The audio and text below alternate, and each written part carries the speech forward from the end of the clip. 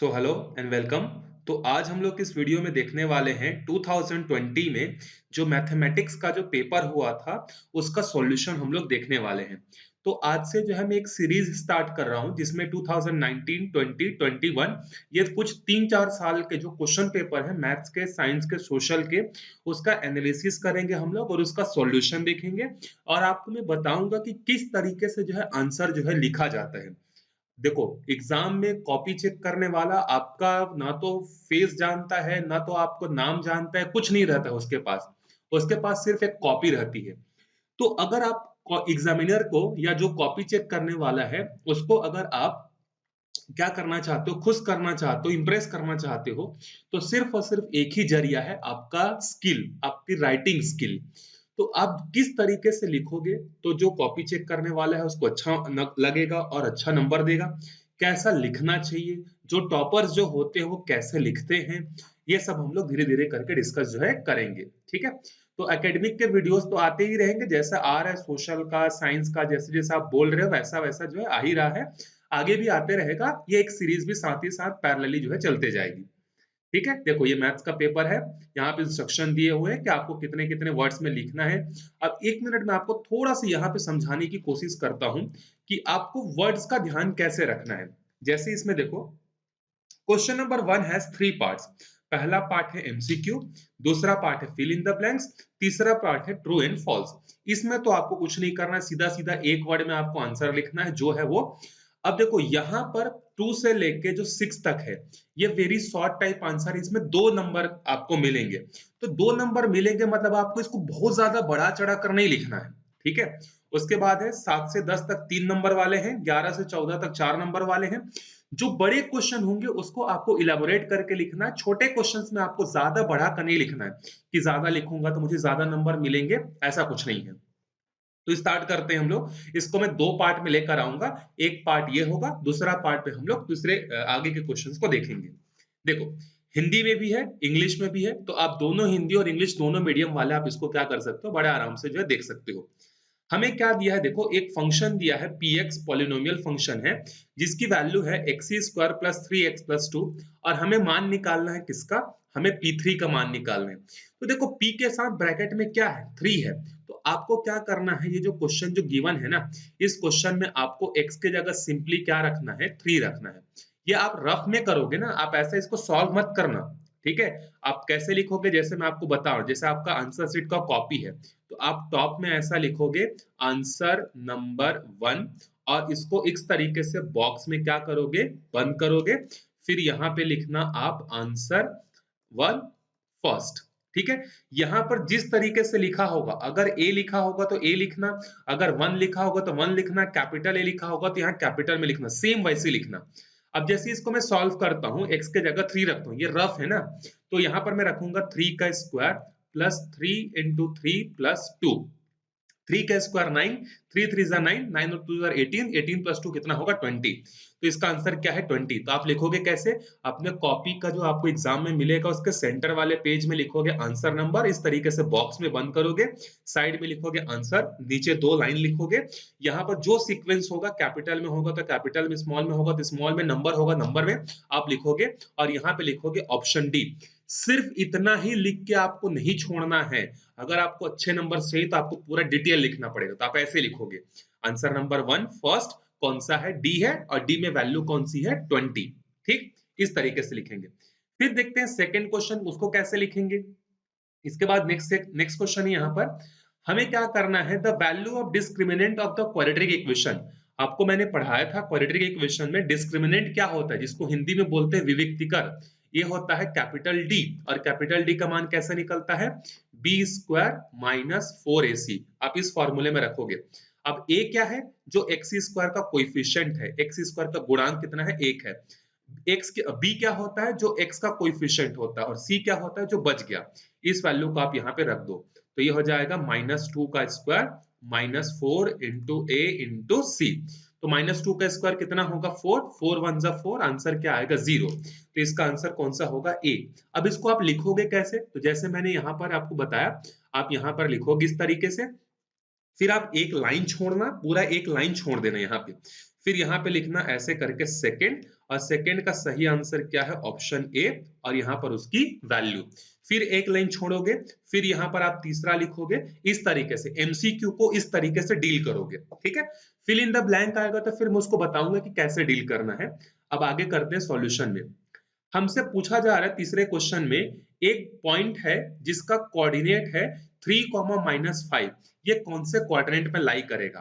तो क्वाड्रेंट आपने पढ़ा होगा, कोऑर्डिनेट ज्योमेट्री में 4 क्वाड्रेंट होते हैं। ये फर्स्ट क्वाड्रेंट होता है, ये सेकंड क्वाड्रेंट होता है, और ये थर्ड क्वाड्रेंट होता है, और ये फोर्थ क्वाड्रेंट होता है। पहले क्वाड्रेंट में आपको पता होगा कि दोनों वैल्यूज क्या होती है, पॉजिटिव। ये एक्स एक्सिस पॉजिटिव होता है, ये वाई एक्सिस ऊपर वाला पॉजिटिव होता है, ये एक्स एक्सिस लेफ्ट वाला नेगेटिव होता है, और ये वाला भी नेगेटिव होता है। तो पहला प्रेफरेंस किसको देना है, एक्स को। तो आप रटना नहीं, यहां पर भी प्लस है, यहां पर भी प्लस है।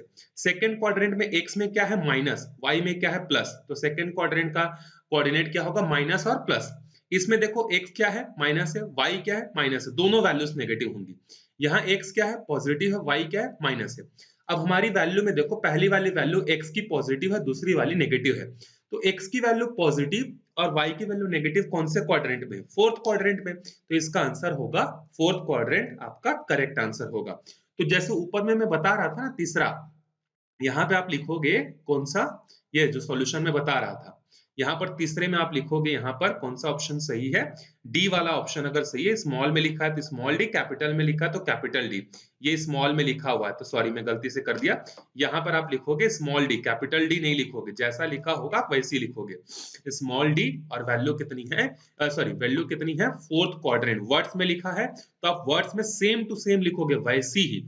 आप ऐसा नहीं कि नंबर के फॉर्म में लिख दिया, ऐसा बिल्कुल नहीं लिखना है। जो ऑप्शन में गिवन है जैसा लिखा है सेम वैसे लिखोगे। तो यहाँ पर आप लिखना फोर्थ, और उसके बाद लिखना यहाँ पे क्वाड्रेंट, इस तरीके से, ठीक है।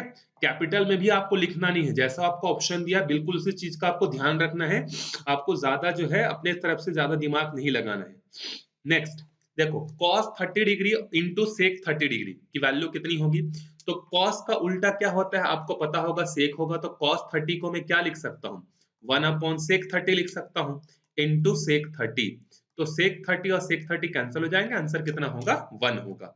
इसका करेक्ट आंसर है फोर्थ। इसके बाद देखते हैं, नेक्स्ट है, हमें निकालना है what will be the education cess at the rate of 3% if taxable income is 3000। तो जो भी एजुकेशन सेस लगता है वो टैक्सेबल इनकम पर लगता है। तो टैक्सेबल इनकम कितना है, 3000, उसका 3% निकालेंगे तो इंटू 3/100, को हटाने के लिए डिवाइडेड बाई 100 करेंगे। 3 3 जार कितना हो जाएगा, 9, और ये हो जाएगा ये 0, 90 रुपीज, ठीक है। ये आपका एजुकेशनल सेस होगा। अब देखो, अब आ गया सेकेंड चीज। अच्छा यहाँ पे देखो, आपने एक चीज नोटिस किया होगा कि जो फिल इन द यहाँ पर है वो पार्ट 1 है, ठीक है। तो यहाँ पर आपको एक और बार मेंशन करना होगा साइड में। यहाँ पर आप क्या लिखोगे, पार्ट ए करके मेंशन करोगे इस तरीके से, ठीक है। फिर जब फिल इन द ब्लैंक को सॉल्व करने जाओगे तो वहां पे कैसे लिखना है मैं आपको बता रहा हूँ। फिल इन द ब्लैंक को जब आप सॉल्व करने जाओगे तो आप यहाँ पे मेन हेडिंग डालना। कैसे हेडिंग डालोगे, यहां पे आप लिखना आंसर नंबर 2, इस तरीके से इसको बॉक्स में रखना। फिर यहाँ साइड में लिखना, यहाँ पे लिखना है आपको पार्ट बी, इसको आपको ऐसा सिंपल ब्रैकेट में लिखना है। फिर यहाँ पे आपको लिखना है आंसर। जैसे यहाँ पर देखो फर्स्ट सेकंड दिया तो आप ऐसे लिखोगे। देखो एमसीक्यू में आप सिर्फ और सिर्फ क्या लिख रहे थे, आंसर, लेकिन फिल इन द ब्लैंक में आप लिखोगे पूरा का पूरा स्टेटमेंट। स्टेटमेंट कैसे लिखोगे, जैसे लिखा हुआ है द अरिथमेटिक मीन ऑफ √2 + 1 √2 - 1, इस लाइन को आप सेम टू सेम लिखोगे, ठीक है। द अरिथमेटिक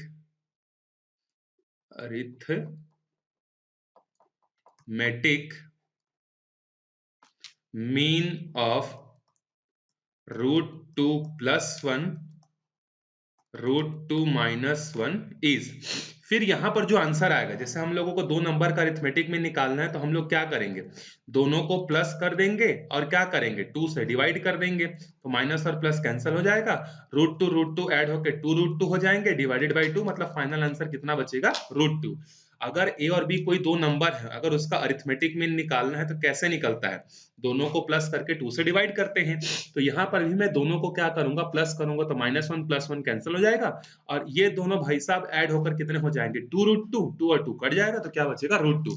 तो आप आंसर में क्या लिखोगे, the arithmetic mean of this and this is √2 और इसके नीचे ऐसा अंडरलाइन करोगे नीचे। फिल इन द ब्लैंक में आप जब भी स्टेटमेंट खत्म होगा, जहां पर आप ब्लैंक को फिल कर रहे हो, वहां पर जो भी आएगा, वर्ड आएगा तो वर्ड, नंबर आएगा तो नंबर, उसको फिल करोगे और इसके नीचे अंडरलाइन डालोगे। अब सेकंड क्वेश्चन में कैसे करोगे, सेकंड क्वेश्चन में फिर से ये स्टेटमेंट पूरा रहेगा, द फोर्थ प्रोपोर्शनल ऑफ 4, 7, 8 और यहाँ पर जो भी आंसर आएगा उसको लिखोगे और इसके नीचे अंडरलाइन करेंगे। तो हमें पता है कि यहाँ पर 4, 7, 8 तीन नंबर है, चौथा नंबर नहीं पता है, तो चौथा नंबर मान लेते हैं x है। तो ये क्या हो जाएगा, हमें पता है कि अगर प्रपोर्शन में है तो पहले दो नंबर का रेशियो और लास्ट के दो नंबर का रेशियो सेम होता है। तो ये हो जाएगा 4 1 जा 4 2 जा, क्रॉस मल्टीप्लाई करेंगे तो x 1 जा x, 7 2 जा 14। तो ये पूरा स्टेटमेंट लिखोगे, यहाँ पर लिखोगे 14 और इसके नीचे अंडरलाइन, सिर्फ एक लाइन करोगे, दो लाइन नहीं करोगे। ठीक है, चलो आगे बढ़ते हैं। The longest chord of circle is, circle का सबसे लॉन्गेस्ट कॉर्ड जो होता है वो क्या होता है, डायमीटर होता है। तो ये पूरा स्टेटमेंट आप लिखोगे और उसके नीचे इस तरीके से अंडरलाइन करोगे। ठीक है, नेक्स्ट क्वेश्चन पे चलते हैं। साइन 90 - 63, तो साइन 90 - 63 मतलब फर्स्ट क्वाड्रेंट, फर्स्ट क्वाड्रेंट में तो सब पॉजिटिव होता है और 90 - थीटा क्या होता है, 90 डिग्री पे नाम चेंज होता है, तो साइन जो है क्या हो जाएगा, कॉस हो जाएगा और यहाँ पे आ जाएगा cos 63 डिग्री और इसके नीचे अंडरलाइन।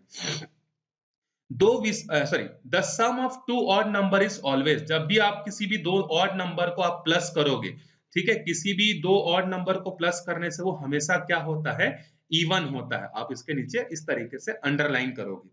तो एमसीक्यू कैसे लिखना है समझ में आ गया, फिल इन द ब्लैंक कैसे लिखना है समझ में आ गया। अब आते हैं ट्रू फॉल्स पे। तो ट्रू फॉल्स को जब आप सॉल्व करने जाओगे तो फिर से आप क्या करोगे, यहाँ पर फिर से वही हेडिंग डालोगे, आंसर नंबर 1 और यहाँ पर साइड में लिखोगे आप क्या, पार्ट सी, इस तरीके से, और फिर यहाँ पर आंसर लिखना चालू करना। और यहाँ पर पहला पहला स्टेटमेंट क्या है, square of all sizes are similar. ठीक है, squares of all sizes are similar, जो स्क्वायर्स जो होते हैं चाहे किसी भी साइज के हो वो सब सिमिलर होते हैं कि नहीं।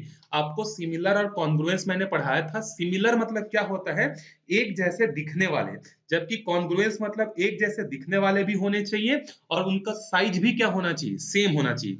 तो सारे स्क्वायर चाहे छोटा हो चाहे बड़ा हो सब आपस में सिमिलर होते हैं, ये स्टेटमेंट ट्रू है। तो आप इस पूरे स्टेटमेंट को यहाँ लिख भी सकते हो, यहाँ पर ऑप्शन है आपके पास। अगर आप सारे स्टेटमेंट को लिख देते हो, आपकी लिखने की स्पीड अच्छी है तो बिल्कुल लिखना और फिर यहाँ पे लिखना हेडिंग डेस्क करके, ये स्टेटमेंट क्या है, ट्रू। तो आप इसको इस तरीके से ट्रू लिखोगे और नीचे ऐसा लाइन खींच देना ताकि वो हाईलाइट हो जाए। ठीक है, नेक्स्ट है the coordinate of the origin are x, y, गलत है। ओरिजिन का कोऑर्डिनेट क्या होता है, 0, 0 होता है। तो आप ये पूरा स्टेटमेंट लिखोगे, ऐसा डैश करोगे और यहाँ पर क्या लिखोगे, फॉल्स और इसके नीचे लाइन। आप चाहो तो ये ट्रू फॉल्स में बिना स्टेटमेंट के भी कर सकते हो। अगर आपकी स्पीड स्लो है, आपको टाइम बचाना है, तो आप डायरेक्ट ट्रू फॉल्स ऐसा करके भी लिख सकते हो, 1 2 3 करके। ठीक है, next the volume of sphere with radius is 4/3 pi, answer है गलत। यहाँ पर आपके पास क्या है, स्फीयर का जो वॉल्यूम होता है वो कितना होता है, 4/3 पाई आर क्यूब होता है। ये स्टेटमेंट भी आपका तीसरा क्या है, फॉल्स है। उसके बाद है to open an account in a bank PAN is must, PAN मतलब परमानेंट अकाउंट नंबर, ये आपका कंपलसरी नहीं है, ये भी स्टेटमेंट क्या है आपका, फॉल्स है। नेक्स्ट है if all the angles of quadrilateral are equal then 60 degree is the measurement of each. ठीक है, यहाँ पर बोल रहे हैं कि सारे क्वाड्रिलेटरल जो है अगर उसके सारे एंगल बराबर हैं तो क्या हर एंगल की वैल्यू 60 डिग्री होगी। क्वाड्रिलेटरल मतलब चार साइड और चारों साइड का समेशन कितना होता है, 360 डिग्री। तो अगर सारे 60-60 होंगे तो क्या 60 पहला एंगल, दूसरा एंगल 60, तीसरा एंगल 60, चौथा एंगल 60, ये कितना हो जाएगा 240 डिग्री, जो कि गलत है। तो ये भी स्टेटमेंट क्या है आपका, फॉल्स है। तो आपके पास अगर टाइम है, स्पीड आपकी अच्छी है, तो आप क्या करना, पूरा पूरे स्टेटमेंट लिखना, फिर डैश डाल के ट्रू और फॉल्स लिखना। अगर नहीं है तो आप फिर सीधा सीधा ट्रू और फॉल्स जो है लिख सकते हो। ठीक है, चलो अब आते हैं देखो क्वेश्चन नंबर सेकंड पर। यहाँ पर सारे क्वेश्चन वन लाइनर थे, इसीलिए हमने वहां पे ज्यादा फोकस नहीं किया। अब यहाँ पे 2 नंबर के क्वेश्चन को आपको कैसे टेकल करना है मैं आपको बता रहा हूँ। देखो सेकंड क्वेश्चन को कैसे लिखना है, मैं आपको एक अलग से ब्लैंक पेज में आपको दिखा रहा हूँ। यह है एक आपका आंसर शीट, इस तरीके से रहेगा। यहाँ पर आप ऐसा हेडिंग डालना, आंसर चाहे इसको तो पूरा लिख सकते हो, शॉर्ट में ANS भी लिख सकते हो। आंसर नंबर 02 इस तरीके से बॉक्स में रहेगा। फिर आप पहले क्या लिखोगे, गिवन दैट। सबसे पहले स्टार्टिंग होगी किससे, गिवन दैट से। सो गिवन दैट, फिर आपको क्या गिवन है देखो यहाँ पे, cos 55 अपॉन में sin 35, cos 55 degree upon sin 35 degree plus sin 35 upon में cos 55। नेक्स्ट है sin 35 अपॉन में cos 55। अब इसको सॉल्व कैसे करेंगे देखो, आप पहले ही लिखना, आप इसमें से किसी भी एक को चेंज भी कर सकते हो, किसी भी एक को आप चाहो तो चेंज कर सकते हो, ठीक है। तो किसको चेंज करते हैं, मान लेते हैं cos को चेंज करते हैं। तो cos 55 को अगर मैं लिखना चाहूं तो मैं क्या लिख सकता हूं, देखो cos 90 में से मैं कितना माइनस करूं जिससे वो 55 बचे, आंसर है 35 माइनस करूंगा मैं, तो ये हो जाएगा cos 90 माइनस 35 और नीचे में क्या आएगा sin 35 प्लस इसमें मैं साइन को चेंज कर लेता हूं, तो साइन 90 में से मैं कितना माइनस करूं जिससे 35 बचे, आंसर है 55। तो दोनों के डिनोमिनेटर को मैंने चेंज नहीं किया है, ठीक है। अब क्या होगा, अब यहाँ पे साइड में आप ऐसा ब्रैकेट डालना और लिखना सिंस, यहाँ पर लिखना कि cos 90 माइनस थीटा जो होता है वो होता है आपका साइन थीटा, और दूसरा लिखना कि साइन 90 माइनस थीटा जो होता है ये होता है cos थीटा। ये दो चीजें आप मेंशन करोगे, फिर आप डायरेक्टली इसको लिख देना साइन कितना 35 डिग्री, इसको भी लिख देना साइन 35 डिग्री प्लस ये हो जाएगा हमारा cos 55 डिग्री और ये भी हो जाएगा cos 55 डिग्री। ये इसके साथ कैंसल, ये इसके साथ कैंसल, तो क्या बचा 1 प्लस 1, 1 प्लस 1 कितना हो जाएगा 2 हो जाएगा। तो इस तरीके से आप इसको 1 2 3 4 लाइन में जो है इसको क्या करोगे, कंप्लीट करोगे और रीजन यहाँ पर मेंशन करोगे। चलो सेकेंड क्वेश्चन चलते हैं। If 3 plus x ratio 5 plus x ratio 8 plus x then find the value of x। यहाँ पर ये तीन चीजें हमारे पास रेशो में है और हमें क्या करना है, x की वैल्यू जो है फाइंड करनी है। तो आपको पता होगा कि अगर तीन चीजें रेशो में हैं, अगर आपको उसको प्रपोर्शन बनाना है तो आप प्रपोर्शन बनाने के लिए क्या करोगे, बीच वाला जो नंबर होता है उसको 2 बार लिखोगे। तो अब अगला सॉल्यूशन कैसे करेंगे हम, यहाँ पर देखो आंसर नंबर 2 तो आपने डाल दिया, अब अगला स्टेप आपका क्या होगा, यहाँ पर आप क्या डालोगे, आंसर नंबर 3 डालोगे। आंसर नंबर नेक्स्ट होगा आपका यहाँ पे आंसर नंबर 03। अच्छा, आप अपने कॉपी को और अच्छा बनाने के लिए आप क्या कर सकते हो, जैसे ही पहला आंसर खत्म हुआ आप स्केल के हेल्प से ऐसा 2 लाइन भी खींच सकते हो कि एक आंसर मेरा कंप्लीट हो गया करके, ठीक है। बीच में ऐसा कोई डिजाइन नहीं बनाना है आपको, ठीक है।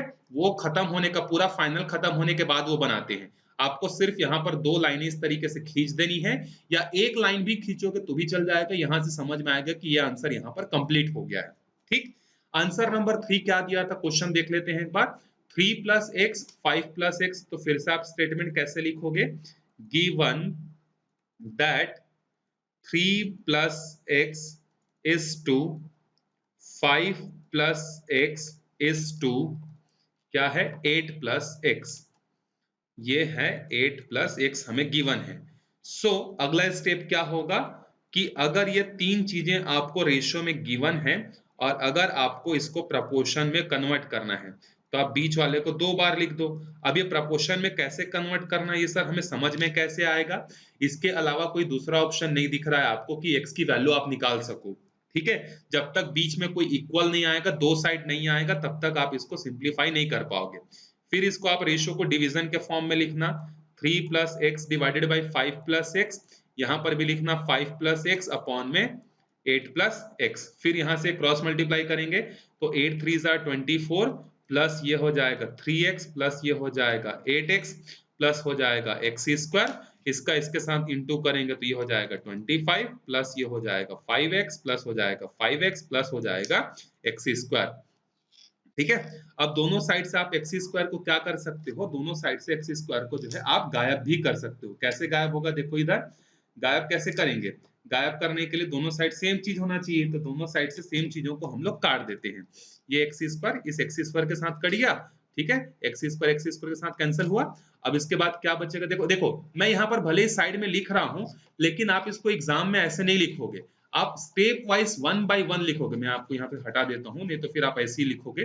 देखो आपको स्टेप वाइज लिखना है, इसके नीचे आपने लिखा ये, अब इसके नीचे लिखोगे आप ये क्या आया था हमारे पास 24 plus 3x plus 8x plus x square is equal to में क्या था। देखो जब भी दो साइड को सॉल्व करते हो, बहुत सारे बच्चे क्या टीचर्स भी गलती करते हैं कि जब दो साइड को सॉल्व करते हो तो बीच में इधर कोई सिंबल यूज ही नहीं करते, जो कि गलत है।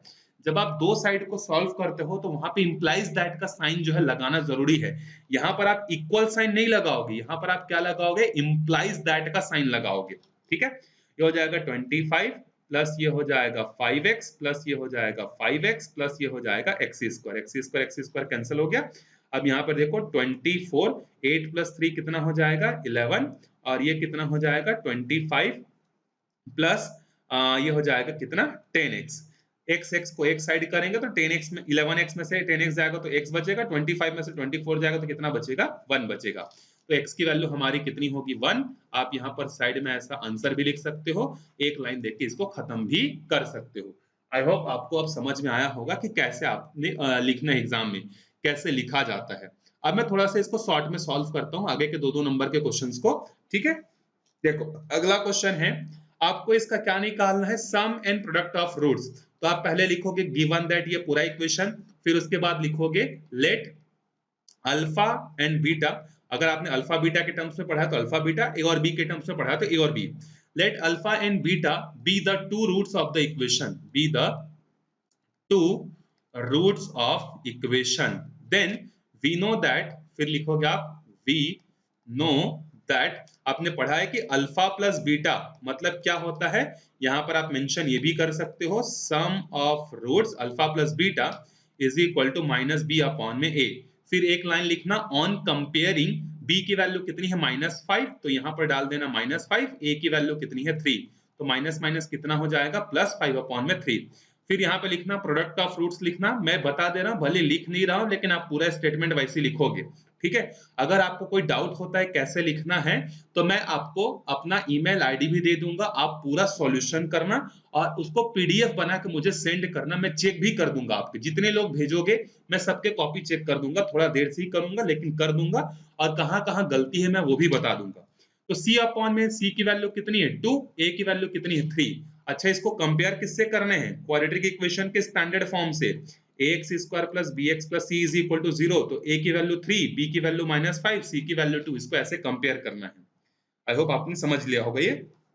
नेक्स्ट है find the average of first 10 natural numbers. अब इसको कैसे डील करोगे, तो आप लिखोगे we know that sum of first n natural number is given by, आपको पता होगा आपने पढ़ा है सीक्वेंस इन सीरीज में कि पहले जो n नेचुरल नंबर्स होते हैं उसका समेशन अगर हमें निकालना है तो उसका फॉर्मूला क्या होता है, उसका फॉर्मूला होता है Sn is equal to n plus 1 upon में 2, here n is equal to 10। मतलब बेसिकली आपको अपना कॉपी ऐसा लिखना है कि अगर कोई दूसरा सब्जेक्ट का टीचर भी चेक करे तो उसको समझ में आ जाए, लेकिन इसका मतलब ये नहीं कि आप वहां पे हर एक चीज को लिखना चालू कर दिए। ठीक है, जितनी जरूरत है, जैसे इसमें इतनी जरूरत थी आप इसको सॉल्व करोगे 55 आपका आंसर निकल कर आ जाएगा। ठीक है, उसके बाद है क्वेश्चन नंबर 6। क्वेश्चन नंबर 6 तक देखते हैं इस वीडियो में, फिर उसके बाद हम लोग आगे के वीडियोस में जो है देखेंगे। इसको ज्यादा से ज्यादा लोगों तक शेयर कीजिएगा क्योंकि लिखना बहुत मैटर करता है, आपको लिखने आना चाहिए। अपने आप भले आपको सारे आंसर पता है लेकिन आपका कॉपी, आपके एक्सप्रेशन, आपके पॉइंट ऑफ व्यू से चेक नहीं होगा, आपके कॉपी को देखकर लिखा जाए, चेक किया जाएगा कि आपने प्रेजेंटेशन कैसा रखा है।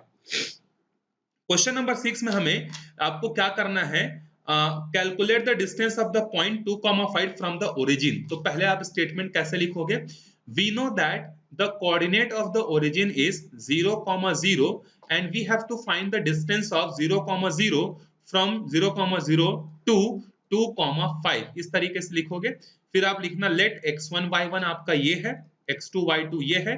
We know that distance formula is given by d is equal to क्या होता है, x2 माइनस x1 का whole square plus y2 minus y1 का होल स्क्वायर। देखो अच्छा नंबर अगर पाना है तो मेहनत आपको करनी पड़ेगी अपने प्रेजेंटेशन पर, ठीक है। मैथ सब्जेक्ट है तो राइटिंग नहीं देखा जाता है ऐसा बोल सकते हो आप काफी हद तक, लेकिन अगर आप अच्छे राइटिंग के साथ लिखोगे तो डेफिनेटली आपको बहुत अच्छा नंबर जो है मिलेगा। तो कितना हो जाएगा, 2 का स्क्वायर 4, 5 का स्क्वायर 25, दोनों को प्लस करेंगे तो √29। अगर इतना लिख के छोड़ दोगे तो आधा नंबर कट जाएगा, क्योंकि आप डिस्टेंस निकाल रहे हो। डिस्टेंस भले ही सेंटीमीटर मीटर में कुछ नहीं दिया है, लेकिन आप यहाँ साइड में ऐसा यूनिट लिख के छोड़ोगे। आई होप आपको थोड़ा बहुत अब आइडिया आ रहा होगा कि कैसे लिखना है, ठीक है। सेकेंड थर्ड वीडियो में हम लोग और आगे डिटेल में देखेंगे कि बड़े क्वेश्चन के साथ डील कैसे करते हैं।